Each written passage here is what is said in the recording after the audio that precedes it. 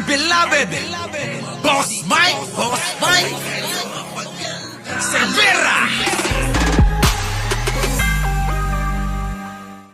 Magandang umaga, magandang hapon at magandang gabi sa mandako ng mundo.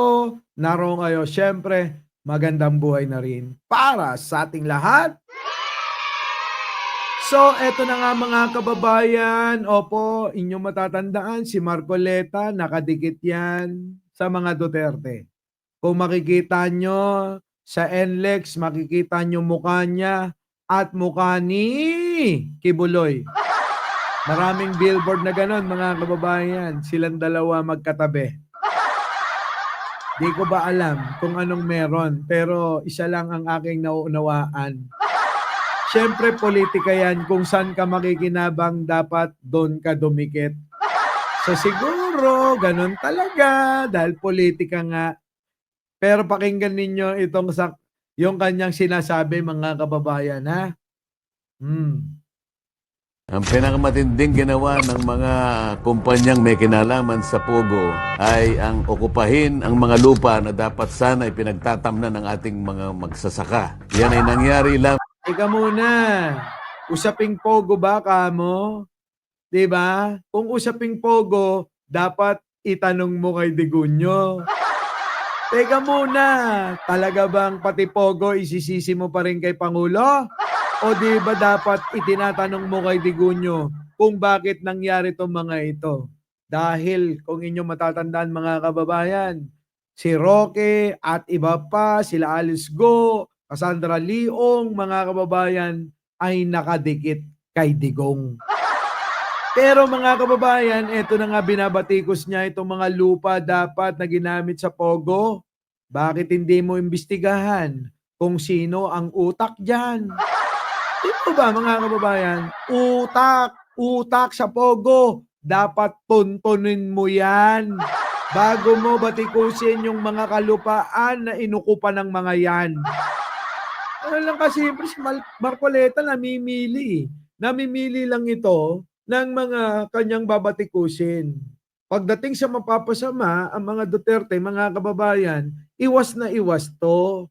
Iwas na iwas siya sa mga bagay na alam niya na makakasira sa kanyang mga amo.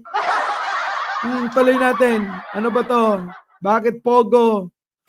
Di ba dapat sisihin mo si Roque dito? Kaya lang, hindi mo naman masisisi. Bakit? Mas maganda lang ibintang kay Pangulo. Kasi kapag si Roque, makakabawas pa ng boto. Lamang dahil sa ating bulok na sistema. Nabanggit ko na minsan. Bulok na sistema daw, mga kababayan. Kanino bang sistema yan? Baka nakalimutan mo yung amo mo ang nagpapasok ng Pogo na yan. Yan ang problema kasi kapag palpak, mga kababayan, isisisi kay Pangulo. Kapag ka maayos, aangkinin ng mga ito. Lahat na lang mga kababayan ng mga pangit na ginawa ni Digong, si Pangulong Bongbong may kasalanan. Kapag ka mga may natapos na maganda si Pangulo, ang kredito kay Digunyo yan. Putik na. Alam naman ang putin mga DDS na to. Alam nyo, sa totoo lang, kawawang kawawa si Pangulo. Bakit kanyo? Si Pangulo hindi nagsasalita. Sayang daw ang pagka-Pilipino kapag pinapatulan kung anong laban, kung anong salita meron itong mga ito. Kapag ako'y nahalal bilang isang senador ay tututukan natin ang pagpapalakas ng oversight function ng Kongreso. Napakaraming batas ang nagawa na ng Kongreso. Ang iba po ay talagang inaamin ko na magaganda. Ngunit Ako, yun naman pala pakay niya. Kailangan daw manalo siya. Sino ba kinukuha mo ang simpatya? Simpatya ba ng mga loyalista? Dahil kunyari tinitira mo yung Pogo? Ngayon pa lang hindi ka na namin maasahan sa gawa nyo ng mga kwento ng kung ano-ano sa mga programa nyo. Di ba't kasama ito yung mga nagpahayag na magkakaroon daw ng rally, malawakang rally ang mga iglesia ni Cristo?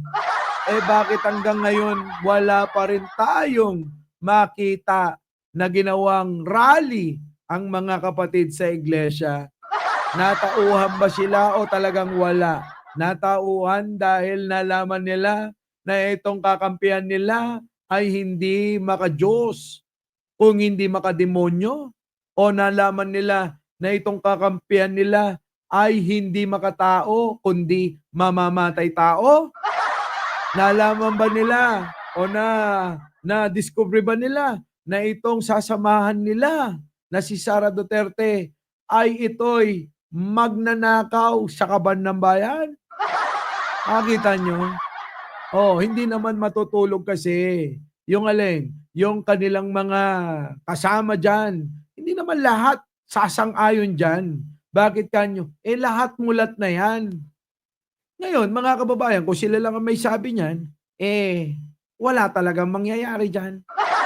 Kaya nga tayo noon nananawagan na, "Hoy, ka Eduardo Manalo, ang pangkalahatang tagapamahala ng Iglesia ni Cristo, magbigay na kayo ng mensahe, opinyon, o ano ba talaga totoo rito?" Eh, hindi naman din nagbigay, 'di po ba? Kaya nga tayo, nagpapasalamat dahil hindi sila nagpalinlang sa mga Duterte na masasamang tao. Tuloy. Dahil sa pagpapatupad nito o hindi pagpapatupad ay hindi po natin nakukuha yung pinakalayunin at nang nagsasuffer po rito yung mamamayan na dapat sana'y naging biyaya para sa kanila. Nasa batas po Ako po, Diyos ko po. Ayan, o sige tuloy. na dapat merong dedicated po na pagtatamnan ng palay ang ating mga magsasaka sapagkat ito na rin ang magiging daan para po magkaroon tayo ng sufficiency sa ating pagkain. Teka muna, nagawa na ni Pangulo yan. Namigay na nga ng mga titulo, Marcoleta naman. Ayan na naman tayo, tapos aangkinin nyo na naman yung proyektong magandang ginawa ni Pangulo. Hindi ba't malawakang pagbibigay ng mga sakahin? Malawakang pagbibigay ng kasiguraduhang kanila na yung mga lupang sasakain? Winave lahat yung mga utang ng mga magsasaka natin. Eh huli ka na. Kung iniisip mo pa lang yan, nagawa na. Natutulog yata to sa pansitan, hindi nalaman na si Pangulong Bongbong nagpakalat na ng sandamakmak, sandamukal na mga titulo na sakahin para sipagin ang mga magsasaka natin sa kanilang pagtatanim, pagsasaka, para makapag-produce ang mga magsasaka ng marami nating mga pagkain. Late na to. Huli na mga kababayan. Ano? Wala na, Marcoleta, mukhang hirap na hirap ka na. Pero alam mo, bubulong ko lang. May hirapan kang manalo. Oo, mali ka ng sinamahan. Mali. Mali. Hindi ka mapapanalo ni Duterte kasi si Duterte sirang-sira na eh. Yung sarili na nga niya, hirap na hirap nang ipanalo. Sumama ka pa sa kanya. Sumama ka pa kay Kibuloy na sandamakmak din ang mga kaso. Ewan ko bakit hinahayaan kung sino man yung kinakaaniban mong relihiyon. Ano? Pero tingin ko kung Iglesia ni Cristo, ako, naniniwala ko, hindi papayag at hindi sila sasama sa isang tulad ni Kibuloy na maraming mga karumal-dumal na kaso. Tulad ulitin ko lang, panggagahasa ng mga minor de edad na kababaihan. Di ba? Oh. Pero ikaw, tanong ko lang, bakit mo sinamahan? Anong meron at anong tingin mong mapapala dyan? Yung 8 million na membro na sinasabi niya lang? 8 million daw ang membro pero nung nagkaroon ng rally, wala pang 200. Isang linggo na silang nananawagan sa liwasan, walang pumunta na mga membrong 8 milyon, 7 milyon, 6 na milyon, 5 milyon. 1,000 wala pa nga. So nasaan yung milyon-milyong inaasahan na magiging boto nyo doon? Wala. Walang botong ganong makukuha. Maniwala ka sa akin, baka ang iyong maging boto, wala pang 4 na milyon. Oh, sa dami ng botante, swerte ka nang makakuha ng 5 milyon. Tandaan mo yung 5 milyong boto, hindi ka maipapanalo bilang senador. Di po ba, mga kababayan? Kaya etong sinasabi ni Marcoleta, tungkol sa mga magsasaka, kinukuha yung mga simpatya ng mga magsasaka neto, mga kababayan, kasi malaking boto yan. Hindi niya alam, matagal nang nagawa ni Pangulo, mamudmud ng mga titulo. Karaniwan na pong nangyayari ay nire-reclassify po nila yung lupa. Hindi po ninyo pwedeng i-convert ang lupang pinagtatamnan ng ating pagkain sa iba't ibang klase ng paggamit. Ngayon nga po, Tama nga, kaya lang, huli ka na.